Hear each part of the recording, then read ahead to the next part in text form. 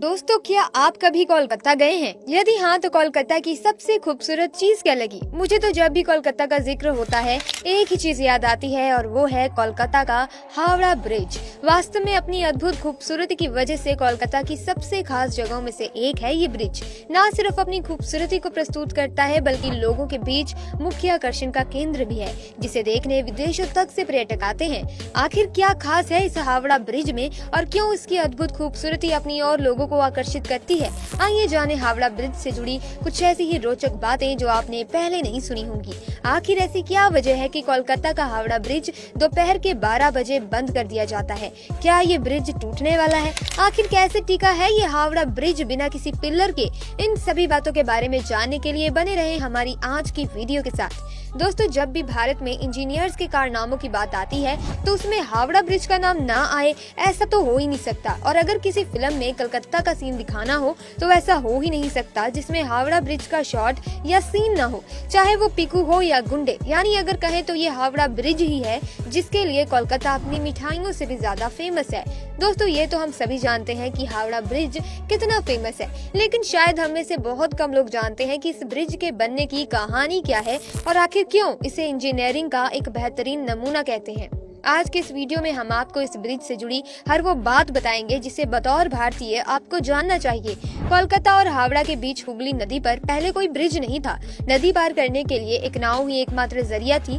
बंगाल सरकार की ओर से साल 1871 में हावड़ा ब्रिज अधिनियम पारित होने के बाद साल 1874 में सर ब्रैडफोर्ड लेस्ली ने नदी पर पीपे के पुल का निर्माण कराया। साल 1874 में 22 लाख की लागत से नदी पर पीपे का एक पुल बनाया गया जिसकी लंबाई 1528 फीट और चौड़ाई 62 फीट थी।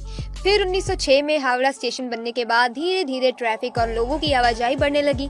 तब इस पुल की जगह एक फ्लोटिंग ब्रिज यानी कि तैरता हुआ पुल बनाने का फैसला किया गया, लेकिन तब तक पहला विश्व युद्ध हो चुका था। इसी वजह से ये काम शुरू नहीं हुआ, जिसके बाद युद्ध बीता और साल 1922 में न्यू हावड़ा ब्रिज कमीशन का गठन करने के कुछ साल बाद ही इसके लिए टेंडर जारी किया गया। तब जर्मनी की एक फर्म ने सबसे कम पैसे का टेंडर भरा था, लेकिन तब जर्मनी और ग्रेट ब्रिटेन के आपसी संबंधों में भारी तनाव रहने की वजह से जर्मनी की उस कंपनी को इस पुल को बनाने का ठेका नहीं दिया गया। बाद में वो काम Braithwaite Burn and Jessop construction company को सौंपा गया।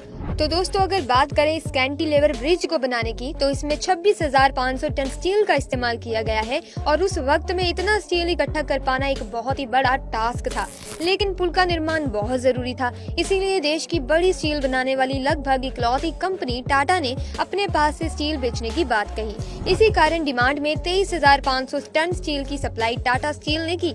यानी अगर देखें तो ये पुल एक तरह से टाटा का ही पुल है। स्टील मिलने के बाद हावड़ा ब्रिज की डिजाइन तैयार की गई, क्योंकि यहाँ अंग्रेजों की एक शर्त भी थी कि ब्रिज चाहे जैसे भी बने लेकिन ब्रिज के नीचे कोई पोल नहीं होना चाहिए, ताकि ब्रिज के नीचे से निकलने वाली बोट्स को कोई दिक्कत ना हो। इसीलिए हावड़ा ब्रिज की जब डिजाइन तैयार की गई तो उसमें सिर्फ 4 खंबे ही बनाने की बात हुई जो दोनों सिरों पर लगने वाले थे, जिसका मतलब ये है कि पुल के बीच में कोई भी खंबा नहीं है, न ही पुल को तारों से लटकाया गया है। पूरा ब्रिज महज नदी के 2 किनारों पर बने 280 फीट ऊंचे 2 पायों पर टिका हुआ है। इसके दोनों पायों के बीच की दूरी 1,500 फीट है। नदी में कहीं कोई पाया नहीं है, जो कि अपने आप में एक अजूबा है कि कैसे बिना खंबे के ये पुल करीब 1 सदी से खड़ा है। इसके साथ ही साथ हैरान कर देने वाली बात यह है कि पुल के निर्माण में स्टील की प्लेट्स को जोड़ने के लिए नट बोल्ट की बजाय धातु से बने कीलों यानी कि रिवेट्स का इस्तेमाल किया गया है।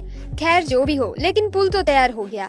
तैयार होने के बाद ये दुनिया में अपनी तरह का तीसरा सबसे लंबा ब्रिज बना। सबसे ज्यादा रोचक बात यह है कि आज इससे रोजाना लगभग 1.25 लाख गाड़ियां और 5 लाख से ज्यादा पैदल यात्री गुजरते हैं। लेकिन अगर शुरुआती समय की बात करें तो ये ब्रिज बनने के बाद इस पर पहली बार इस पे से एक ट्रेन गुजरी थी, लेकिन बाद में ट्रैफिक बढ़ने की वजह से इस ब्रिज से ट्रेन के गुजरने पर बैन लगा दिया गया।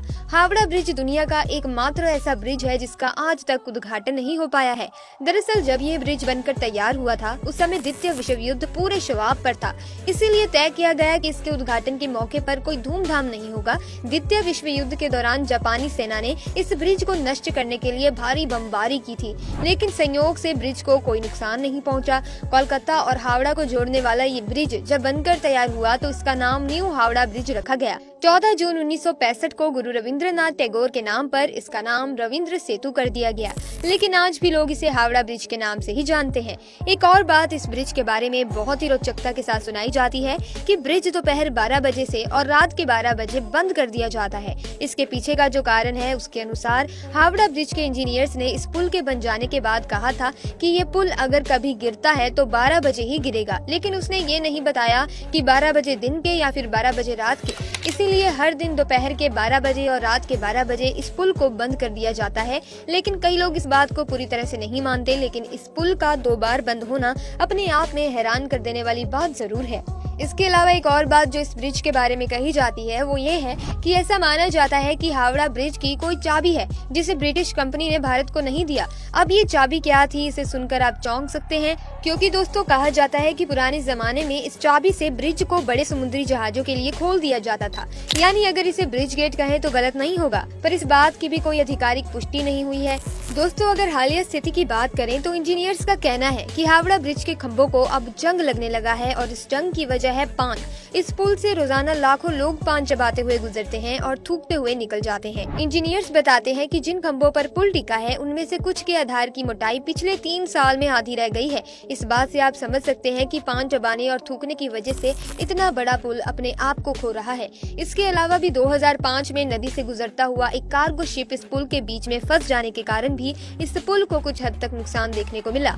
पक्षियों द्वारा हावड़ा ब्रिज पर की जाने वाली गंदगी से कोलकाता पोर्ट ट्रस्ट काफी परेशान है, क्योंकि इससे ब्रिज को केमिकल लॉस हो रहा है। इसीलिए ट्रस्ट हर साल ब्रिज से पक्षियों की गंदगी हटाने के लिए 5 लाख का कॉन्ट्रैक्ट देता है।